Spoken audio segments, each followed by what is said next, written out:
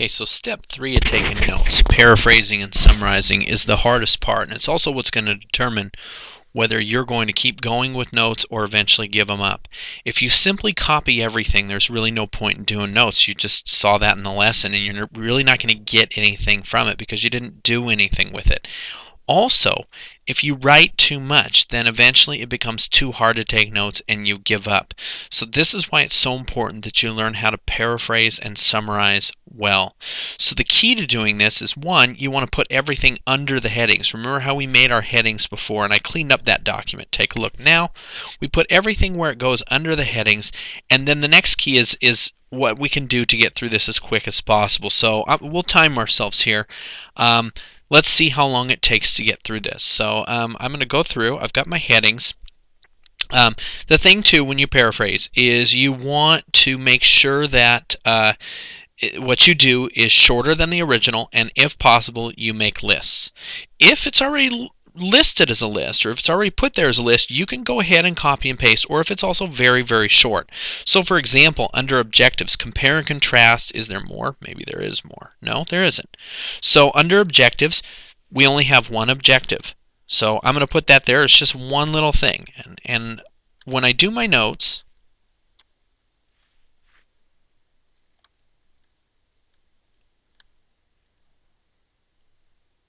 and okay, and I indent so that I know that something belongs. Actually, let me move that back there. Okay, yep, that's about as good as I can get it. And I don't know, I'm kind of crazy this way. I don't want that bold because I want only the titles to be bold. Vocabulary, I'll indent also. And I'm going to go back to the lesson. For this one, this is all just listed right here, so I'll copy this. And let's see what this looks like when I paste it.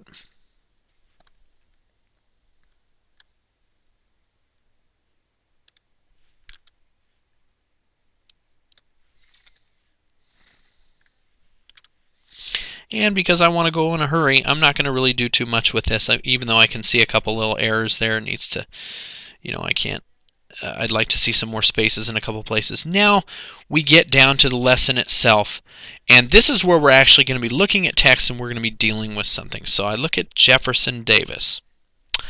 I need to put something under the early years because that's a heading that I have. As a matter of fact, let me see if I can delete a space there. Perfect. Because I want, and again, notice indentation when I do this. Everything that is indented belongs to the thing above it. So this early years, successes and failures, president after the war, this belongs to Jefferson Davis, while these other ones belong to Abraham Lincoln. So when I go to early years, the key to doing this is, remember, it has to be shorter than it was under the original, and we need to we want to indent, so we've got it. So we will also want to make a list where we can. So I'm looking at here. I read through this. Jefferson Davis was born, blah, blah, blah, Kentucky, youngest much of his life, and he graduated from university, and he attended a military academy at West Point. Since this guy is the president of the South, I think what is important here? Well, it's probably important that he lived in the South. Maybe they picked him because he was a university graduate. You probably want somebody who's gone to a university as your president, if possible. And then he's also military. So those are the three things that I think are important. So I'm going to list them. Now, again, this is key. If you just copy and paste, this isn't going to work out. You have to put it in your own words, and you have to make it short enough to where it goes fast. So I'm going to quick bullet point. Oh, I forgot to unbold. Born. Oh, is my on caps lock? And raised in South. Okay. University graduate. See, he was 16 when he graduated. And then attended West Point. Why West Point? That's prestigious. And served in military. Again, I want to go fast. Now I'm going to go underneath here. I'm going to bullet point again. I'm going to unbold. Whoops, something went wrong there. Now I bullet point. Let's see if there's where I wanted it. And I'm not bolded. So now I go back to the lesson, successes and failures. It was at this time he fell in love, blah, blah, blah. Resigned his commission, the two lovers eloped 3 months later. Ooh, that goes under failure. Wife died. Ooh. Okay, you know what? We're just going to chuck that in really fast. Wife died.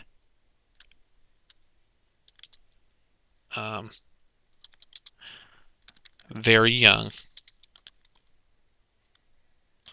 That would be hard. Davis withdrew from public life for a period of 8 years. It was during this time he... And you know, by the way, here's another guideline. For every one paragraph, I list 1 point. In 1844, he was elected... Okay, now, he's going to be president, so this is kind of important. I see he was in... he served in the state legislature for Mississippi. The American War... Okay, so he served in military. So we're going to put all those two things into 1 point. In Mississippi, hopefully I spelled that right, legislature and Mexican-American War. So, okay. And that would go under success. Remember the subtitle, Successes and Failures. That's a success. That's also one of those things that might qualify for him. Okay. So now he comes back to Mississippi. He goes back to a Senate vacancy, ran for governor, states' rights, campaign for... Pierce made him Secretary of War. Okay, so...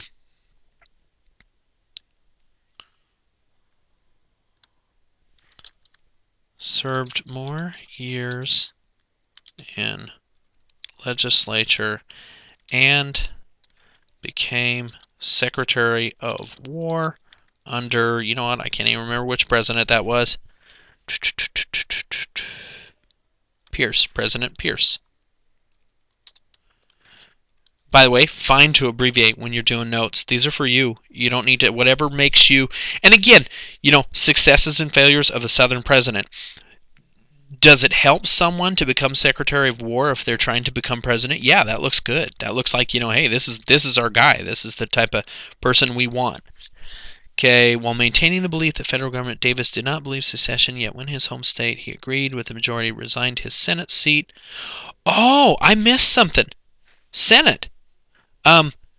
That's, okay, served in Mississippi, served in U.S., that's kind of important, U.S. legislature, not state legislature. And we'll just kind of put this because this is kind of an interesting point, is what they made here. Do you see this? Davis did not believe secession was the right thing to do. Okay. Didn't believe in secession, but resigned Senate when South seceded. There. Okay, now cut that back. We'll do another one. I think we'll go ahead and finish with Jefferson Davis. I won't go all the way through Abraham Lincoln, but so far I've spent 5 minutes doing this, and I'm also narrating it. So at this rate, it's probably going to take me 10 minutes to do the notes for this entire lesson. And if I just made this part of my lesson, it would be probably it would just probably prolong the time that it takes me to do the lesson by 10 minutes. You know, so that shows you what is sustainable and what works. Oops, didn't mean to do that. So let's go back to the lesson. Okay, President. From his house in Richmond. Again, I have 3 paragraphs. I'm going to do 3 bullet points. From his White House in Richmond, Virginia, Jefferson Davis made many of the military decisions. Blah, blah, blah, blah, he could do. As hostilities, Davis took it upon himself to make more and more of the decisions. This resulted in some poor choices militarily as South began to lose battles. Okay, so tells me he's a president who meddles too much. Made many military decisions, and some of them were bad. So, and I don't need to write as president, because since I put that underneath president, I already know that as president he made those choices. So again, I look back, As the Union Army descended on Richmond in the spring of 1865, Davis and the Confederate cabinet escaped, eventually found their way to Georgia. Cabinet was dissolved in May of 1865, and Davis was captured a few days later. Okay, so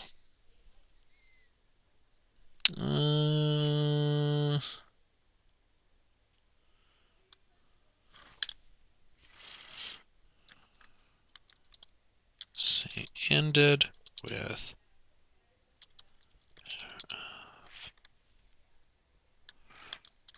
Richmond, Davis captured by North. Okay, we will include one last thing. He was held a prisoner without trial. Ooh, wow, that's kind of a held prisoner for 2 years without trial. We were kind of mad at the South when the war was over. So now we go to after the war.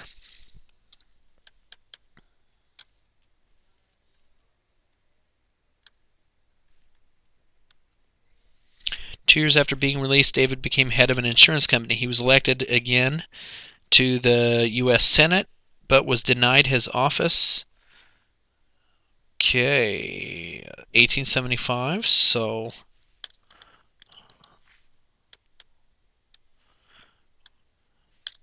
was re-elected to U.S. Senate in 1875, but denied office. Yeah, we weren't letting the leaders of the South come back to their old position. He wrote 2 books, interestingly enough, in 1978, well, long after he was dead. Okay, so wrote 2 books about the Confederacy, and several southern states celebrate his birthday as a holiday. Wrote 2 books about Confederacy. Birthday is celebrated as holiday. Some states. That was a little long. I might have left that out. So let's go through. Let's just look for a second at the unit lesson questions. We're going to skip Lincoln. Okay, so Jefferson Davis and Abraham Lincoln were born in the state of, and I just put the South.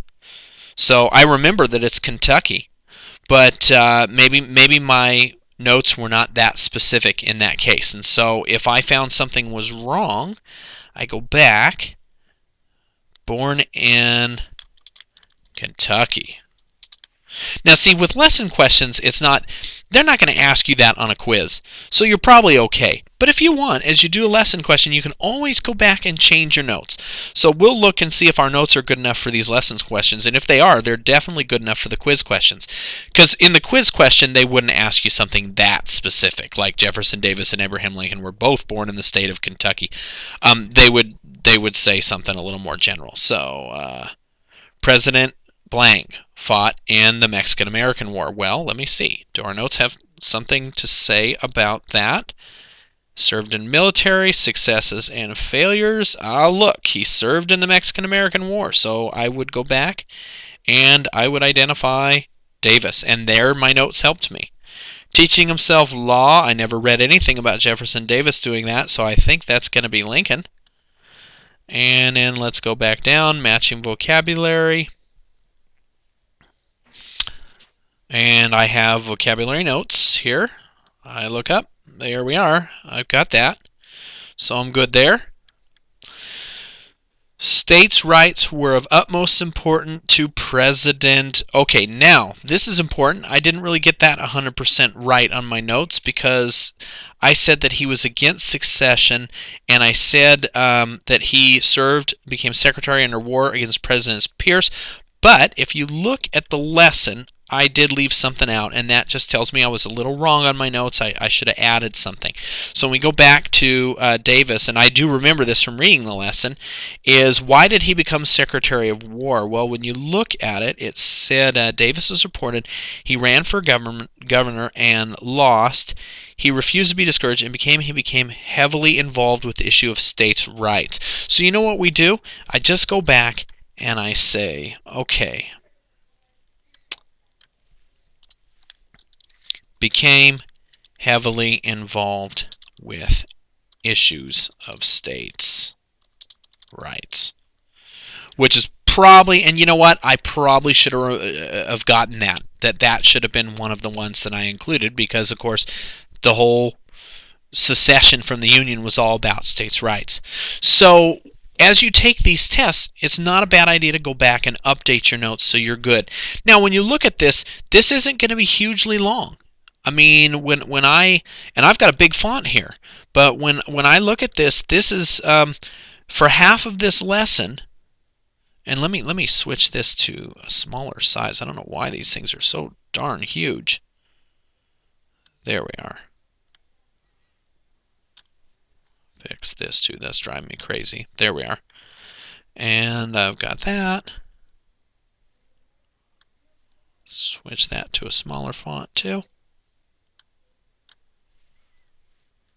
Okay, now half of this lesson, and it's just over a page. I could probably finish out Abraham Lincoln and I'd have 2 pages worth of notes. Because remember, part of this was the vocabulary and the objective. So that's an entire lesson in 2 pages. Now, this is why it's important to paraphrase and to summarize. That's sustainable. You can do that. That's something that won't take too long, because if you write too many notes, if you put too much in there, it just becomes really, really hard to do, and it becomes a mess for you, and you won't do it. You'll eventually give up on that. So hopefully this lesson was helpful in showing you how to paraphrase and summarize when you're writing notes.